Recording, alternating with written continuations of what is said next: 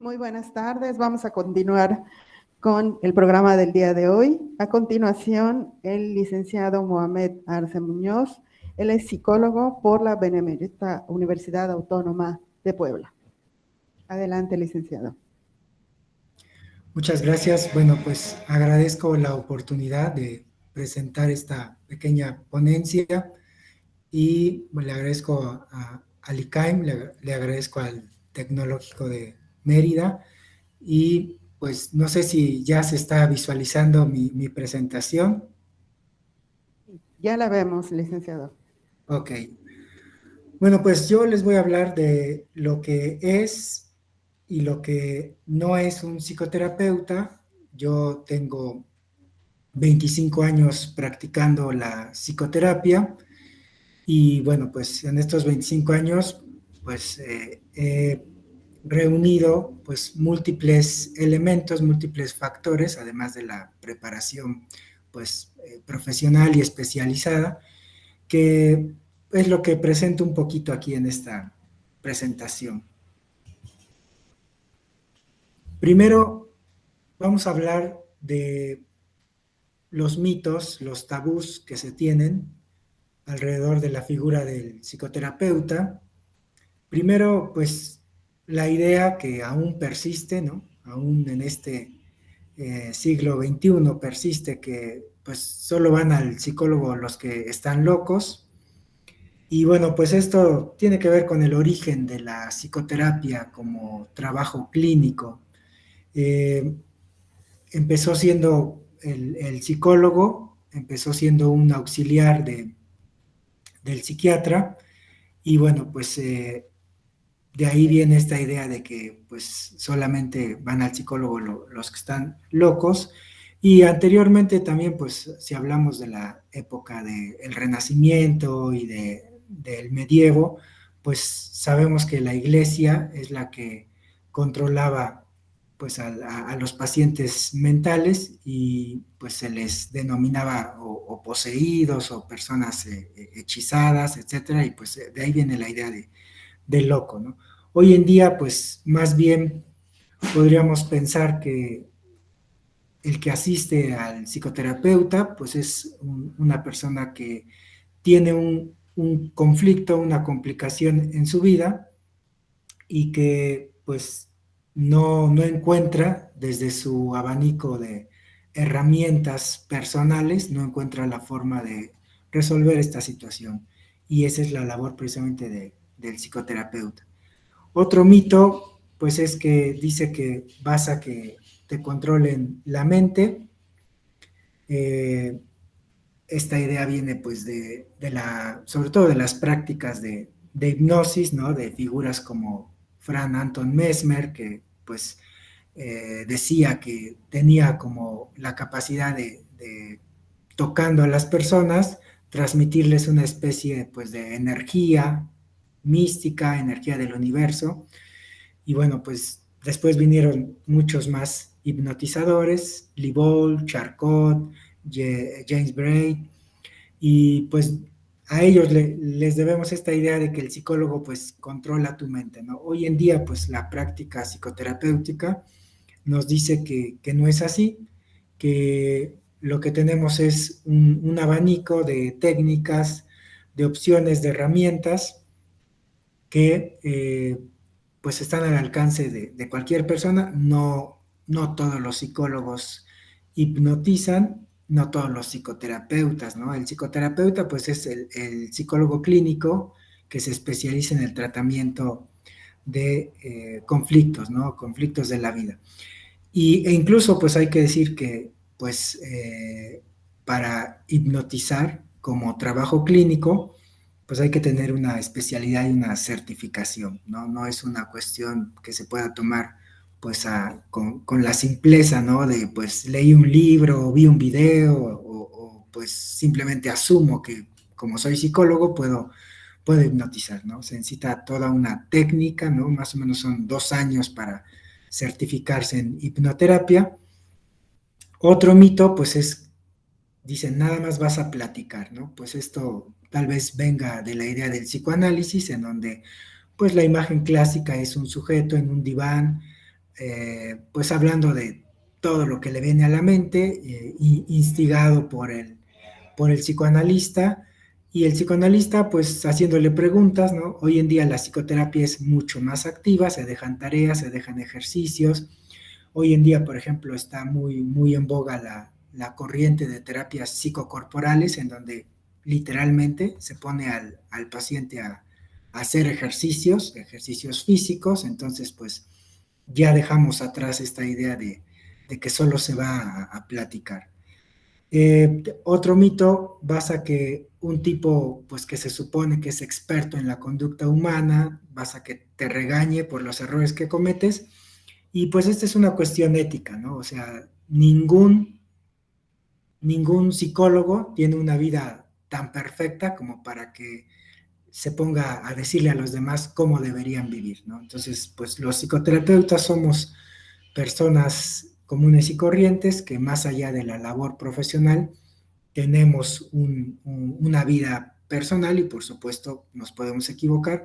Entonces el psicoterapeuta ayuda no desde, no desde su labor, eh, digamos, de experto en la conducta humana, sino desde un proporcionador de herramientas que pueden o no serle útiles a las personas. Tenemos también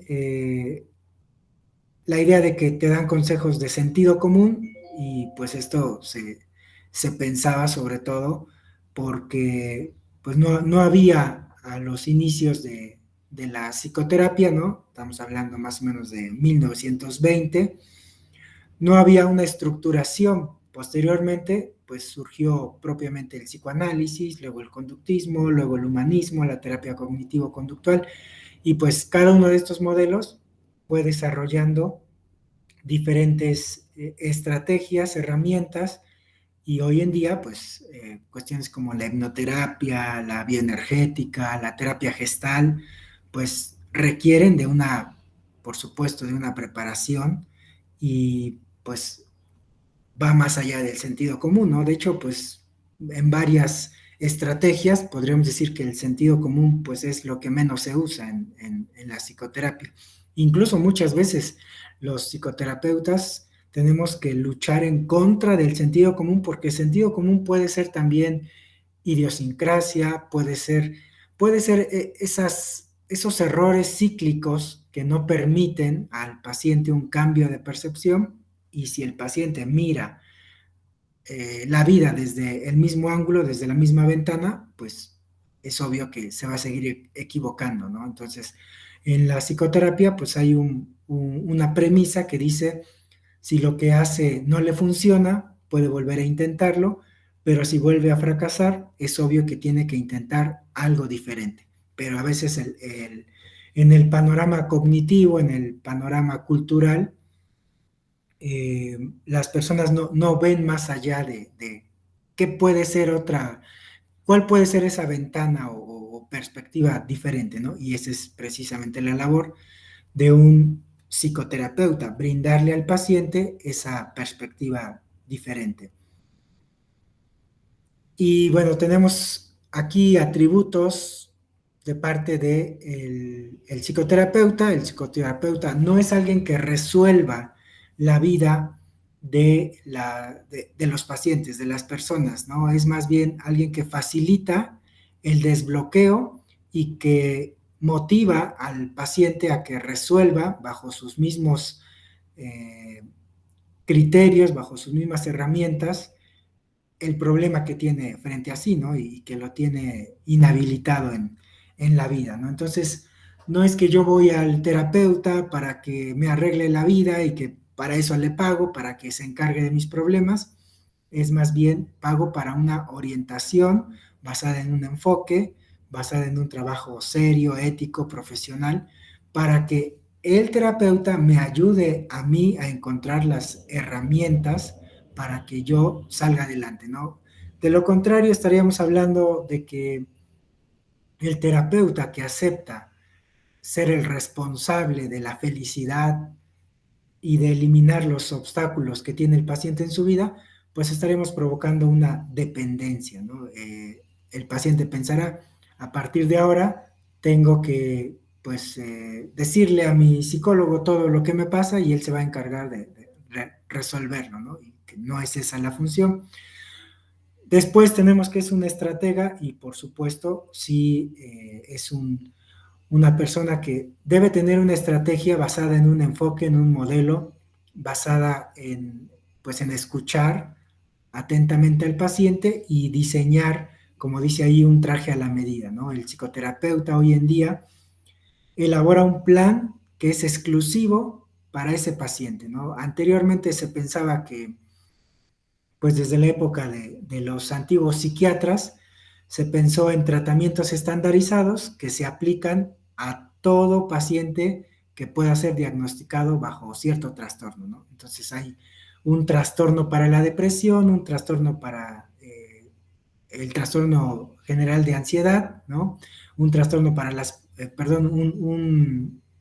una estrategia o un diagnóstico para los parafílicos y pues se aplicaba al revés, ¿no? Vamos a adaptar al paciente, vamos a acomodar al paciente y sus características al método. Hoy en día se hace al revés. El terapeuta debe tener muchas herramientas teóricas y metodológicas y todas estas herramientas las adapta a la personalidad, al momento de vida y a las características comunicativas de cada paciente, ¿no? Hoy se hace al revés. Y pues por supuesto que entra también el aspecto ético, ¿no? De la confidencialidad, siempre estar dirigiéndonos hacia mejorar las herramientas del paciente, tener un respeto, no, pues, no utilizar esta investidura que nos da la sociedad, ¿no? De que de repente decimos, pues, si el psicólogo te pregunta algo, debes de contestarle, ¿no? Entonces ahí entra la ética por parte de los psicólogos de no usar esta imagen o esta autorización de meternos en la vida de la persona, pues para preguntarle cosas que no van de acuerdo al motivo de consulta o al objetivo psicoterapéutico, que son los dos planteamientos iniciales que se hacen en una psicoterapia, ¿no? El motivo de consulta significa a qué ha venido usted, qué es lo que no funciona bien en su vida, y el objetivo terapéutico significa cómo nos vamos a dar cuenta que esta terapia ha tenido éxito. Es decir, al final de este tratamiento, ¿qué le gustaría que hubiese cambiado en su vida, ¿no? Y pues dice ahí también que el terapeuta resalta las capacidades que tiene el sujeto, lo que ya les comentaba. No se trata de que el terapeuta resuelva los conflictos, se trata más bien de que le haga ver al paciente que él cuenta con las herramientas. Y pues por mencionar, por ejemplo, las declaraciones de una excelente terapeuta familiar, Virginia Satir, decía, yo no le enseño nada a los pacientes, lo que hago es demostrarles que ellos ya tienen las herramientas, pero muchas veces, pues como estamos muy metidos en nuestros conflictos personales, la persona ya no confía en sí misma y prefiere pues preguntar, ¿no? En un momento crítico, qué debería de hacer, cómo debería de hablar, cuál debería ser mi siguiente paso en la vida, y esto pues implica pues una dependencia emocional que no queremos los psicoterapeutas, entonces es más bien regresarle el control al paciente, el control de su vida. Y hay modelos terapéuticos como la terapia sistémica y la terapia cibernética, que literalmente, bueno, la cibernética es la ciencia de la pauta y el control en las máquinas y en los seres humanos. Entonces, pues en la terapia cibernética se intenta regresar el control al paciente, ¿no? Y pues el psicoterapeuta es una persona que está enamorada del cambio perceptible, ¿no? Como Heráclito, el filósofo del cambio, nos lo dice, ¿no? El movimiento es la vida, ¿no? Y entonces, literalmente podemos entender que una persona está estancada y que no se le permite moverse en su vida, y entonces lo que tiene que hacer el paciente, pacientes como los depresivos, por ejemplo, los que alucinan, necesitan moverse de ese estado cognitivo, de ese estado anímico, moverse hacia otro lugar, ¿no? Y ese otro lugar es precisamente el escenario que crea un psicoterapeuta. Y bueno, hay una analogía que pues podríamos decir que el psicoterapeuta es como un ladrón, hablando por ejemplo de que el ladrón, pues ¿qué hace? Entra a la intimidad de un hogar, ¿no? Y pues promueve un cambio, ¿no? Es decir, de repente había televisión y después ya no hay televisión, ¿no?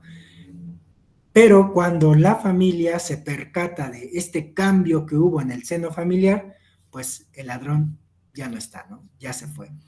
De la misma forma, el psicoterapeuta, pero sobre todo, pues por supuesto, de una forma benéfica, no perjudicial, el terapeuta hace lo mismo. Entra a la intimidad de una familia, de una pareja, de la vida de un sujeto, en el caso de la psicoterapia individual, y modifica algo en la vida de la persona, ¿no? Porque esta es otra ley de la psicoterapia.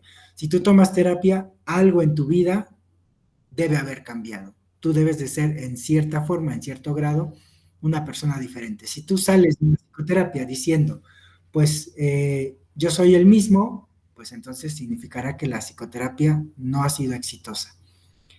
Y pues tenemos también que después de que el terapeuta ha hecho este cambio, la idea es que el terapeuta ya no esté, ya no se quede en la vida de estas personas. Cuando la familia se da cuenta del cambio que hubo en sus patrones de comportamiento familiar, el terapeuta ya no debería de estar, ¿no? Por eso las terapias pues, son un viaje con un fin especificado y todas las sesiones nos dedicamos de lleno a perseguir ese fin. Cuando el fin se ha logrado, el terapeuta sale de la vida de los pacientes, ¿no? Es de repente, pues, casos en donde vemos que el terapeuta se vuelve hasta el padrino de los niños, de los pacientes, pues cosas que no deben de suceder, ¿no? Y pues esta frase, ¿no? De Enrique Ortiz, en donde pues los psicoterapeutas, desgraciadamente, somos pues algo, un elemento necesario, digo desgraciadamente porque pues la única forma en que no existieran psicoterapeutas pues es que todas las personas supieran en todo momento cómo resolver cualquier conflicto en su vida, ¿no? Y esto desgraciadamente no es así. La vida del ser humano es pues naturalmente conflictiva, ¿no? Por esta misma capacidad de tomar decisiones, de tener sentimientos. Entonces, pues, por eso es que me permití poner esta frase, ¿no? De, pues nosotros somos la comida y efectivamente alguien necesita de este tipo de servicios. Y bueno, esto es un ejercicio que quise compartir con ustedes, pero pues debido a la situación de que estamos a distancia, más bien les voy a decir cómo se hace el ejercicio, esperando que alguno de ustedes pudiera aplicarlo, reproducirlo con alguien, ¿no? En algún momento en que lo pueda hacer. Es un ejercicio en donde más o menos vamos a ponernos, ¿no? el disfraz del psicoterapeuta, y este es un ejercicio que se hace en parejas. Nos ponemos frente a la persona, podemos estar sentados, rodilla con rodilla y tomándonos de las manos, o podemos estar parados y simplemente nos tomamos de las manos. Y empieza uno, ¿no? Diciendo, quiero que sepas de mí, y cuenta algo es decir, si yo soy el que va a hablar, cuento algo que quiero que sepa la persona con la que estoy hablando, que quiero que sepa de mí, ¿no? Y después decimos, y no quiero que sepas de mí, y vamos a pedirle vamos a pedir a la persona que escuche algo muy importante, que es algo que nos avergüenza, algo que pues se quedó ahí como un recuerdo negativo, y del cual ese día, en ese momento, nosotros decidamos liberarnos, ¿no? Entonces contamos algo que no querríamos que supiera de nosotros, pero en ese momento nos abrimos. Y la idea es que la otra persona me escuche atentamente, porque después me tiene que decir, ahora sé de ti, y nos va a contar lo primero que le dijimos para comprobar que nos ha escuchado, y después nos tiene que decir lo segundo que le dijimos para comprobar nuevamente que hemos sido escuchados por esta persona. Y es muy importante que al final la persona diga, está bien y lo acepto porque tú eres eso y mucho más, ¿no? Y este momento en donde nos sentimos atendidos, comprendidos, aceptados, es muy importante y es muchas veces lo que hacemos nosotros los terapeutas, ¿no? Esta idea de me he expuesto ante ti, te he otorgado un secreto, te he otorgado pues ese aspecto negativo, he hablado de lo que no me gusta que las personas sepan, lo que me gustaría cambiar, pero me da pena exponer, y cuando recibimos pues respeto, cuando recibimos una empatía, una preocupación por atendernos, por reconfortarnos, pues eso es algo, es un momento muy, muy cálido y un momento que puede ser liberador, ¿no? Y básicamente es lo que hacemos nosotros los psicoterapeutas, y la idea de este ejercicio es que después el que habló sea ahora el que escuche, y pues se hace la misma dinámica. Entonces, bueno, pues básicamente sería lo que les quería comentar. No sé si haya por ahí alguna pregunta, algún comentario.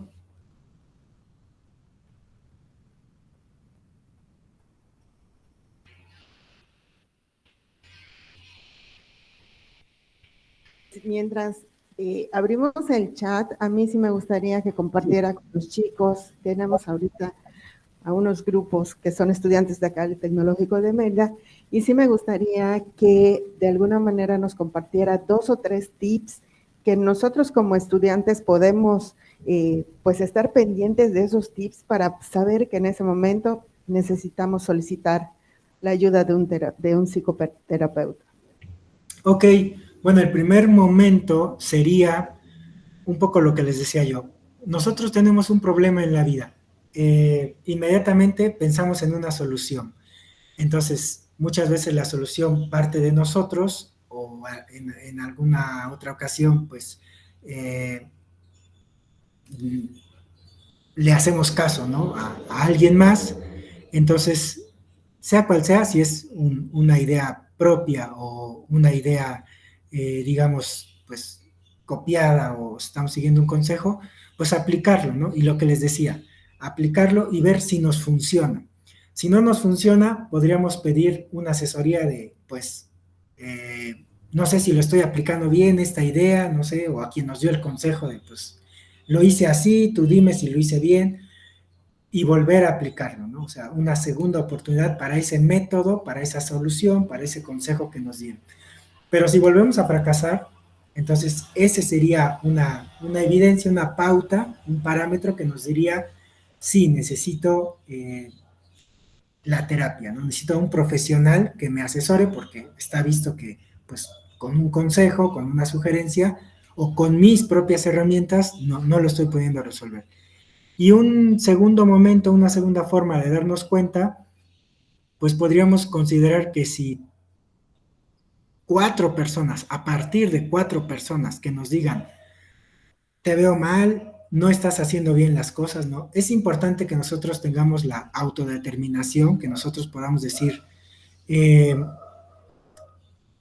yo lo voy a resolver, yo soy suficiente, voy a experimentar bajo mis propias premisas. Bueno, pues está bien, ¿no? Es bueno que tengamos esta iniciativa, pero si son 4 personas o más, ¿no? Porque de repente a lo mejor pues no sabemos si le caemos mal a alguien, pues fácilmente nos va a descalificar, va a decir, no estás haciendo bien las cosas, etc. Pero bueno, 1, 2 o hasta 3 personas que nos lo digan, pues pudiera ser que estamos ante personas, no sé, envidiosas, personas pues que no quieren que progresemos, o personas que no nos conocen lo suficiente y que nos están juzgando a la ligera. Pero ya más personas, y sobre todo cuando son personas de ámbitos diferentes, ¿no? O sea, alguien en mi familia me dice que me ve mal, alguien en mi trabajo me dice que, pues, que estoy cambiando, que ya no soy el mismo, alguien en mi vecindario me dice que, pues, que me nota como ya agresivo o que me nota muy distraído.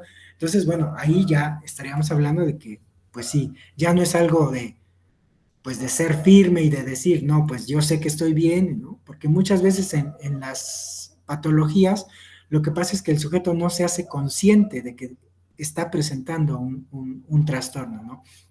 Entonces yo diría que esos serían dos momentos en los cuales podríamos identificar que es apropiado recurrir al psicoterapeuta. No sé si hay alguna otra pregunta.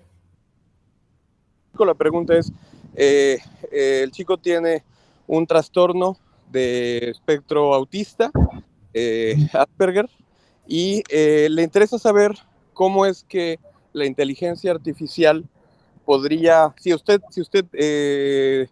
se le ocurre o tiene alguna idea de cómo la inteligencia artificial podría apoyar en el tratamiento de su trastorno. Ah, sí, por supuesto.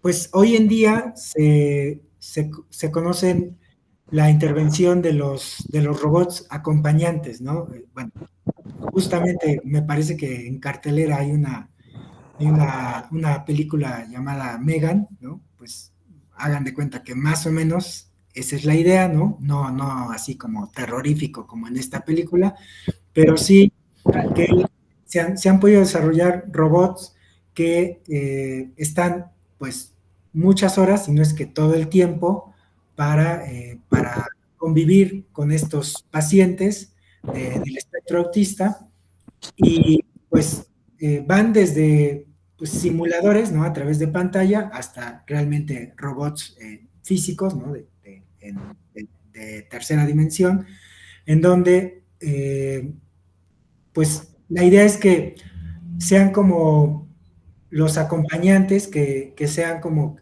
sobre quien vacíe estos pacientes sus ideas, porque muchas veces en el espectro autista pues hay mucha reticencia, hay mucho rechazo, incluso aversión hacia las demás personas, los demás seres humanos, por el temor a la crítica, porque se considera que están en otro canal, etcétera.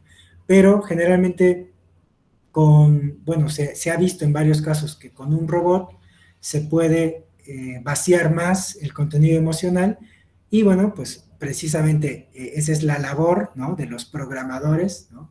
De pues hacer algoritmos que puedan detectar desde el estado emocional en base a ciertos patrones verbales, ¿no? Que reconozcan cuál es el estado emocional del paciente o por medio de identificación de configuraciones, patrones de movimientos o de posturas, se identifique, digamos, por así decirlo, cuál debe ser como la empatía o la sintonía para estos pacientes. De acuerdo, licenciado, muchas gracias. Hay varias preguntas, desgraciadamente nos da tiempo tal vez solamente para una más, entonces Okay. me atrevo a hacerla nuevamente. Sí. El mismo estudiante pregunta, ¿cuál es su opinión desde la perspectiva del psicoterapeuta acerca de la equinoterapia? Es muy buena, la verdad es que, bueno, por ejemplo, aquí en la Universidad Autónoma de Puebla hay un profesor que se especializa en equinoterapia y pues los resultados que nos ha reflejado, que nos ha compartido, pues es de que sirve mucho, sobre todo precisamente a pacientes con el espectro autista, pacientes con algún tipo de desvinculación emocional o de problemas comunicativos. Es bueno, no es tan accesible, ¿no? Es un tanto, pues, costosa y muchas veces hay, pues, situaciones en donde, pues, los animales, ¿no? Los caballos, a pesar de que están bien entrenados, pues, a veces por la saturación o por algún elemento, ya sea sonoro que los altera, pues tienen una reacción que asusta, ¿no? Al momento de que, por ejemplo, es la primera vez que se van a subir al caballo, tienen alguna mala reacción y esto pues es como el sentido de impronta, la sensación de pues intenté una vez, ¿no? Tuve que esforzarme y animarme mucho para intentar subirme al caballo, pero el caballo pues dio un brinco o relinchó o hizo algún movimiento que me asustó y entonces pues ya los pacientes quedan como cerrados completamente.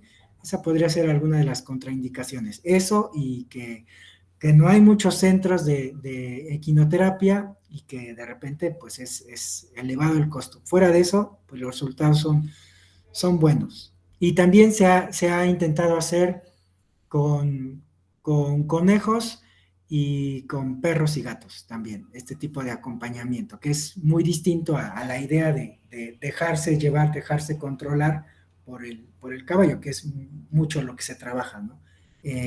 Recorridos cortos para infundir confianza, ¿no? Es distinto el contacto, el abrazo con animales de un tamaño menor a la idea de ser llevado por el caballo, que es en gran medida uno de los primeros pasos que se dan. De acuerdo, muchísimas gracias, licenciado. Hay algunas preguntas todavía, algunas curiosidades todavía. Quería preguntarle antes de despedirlo si sería posible que comparta yo los datos de contacto de usted con los estudiantes que tengan alguna inquietud. Ah, sí, por supuesto, si puede pasar el correo, ¿no? Que es el correo de la universidad, pues adelante, ¿no? Perfecto, muchísimas gracias, licenciado. Y bueno, pues en nombre del comité organizador del ICAIM 2023, le agradecemos muchísimo la plática y esperamos verlo nuevamente pronto con nosotros. Pues les agradezco mucho y espero que haya sido útil para ustedes. Gracias. Y le estaremos mandando su reconocimiento en los próximos días. Le agradecemos mucho. Muy agradecido con eso. Gracias. Hasta luego.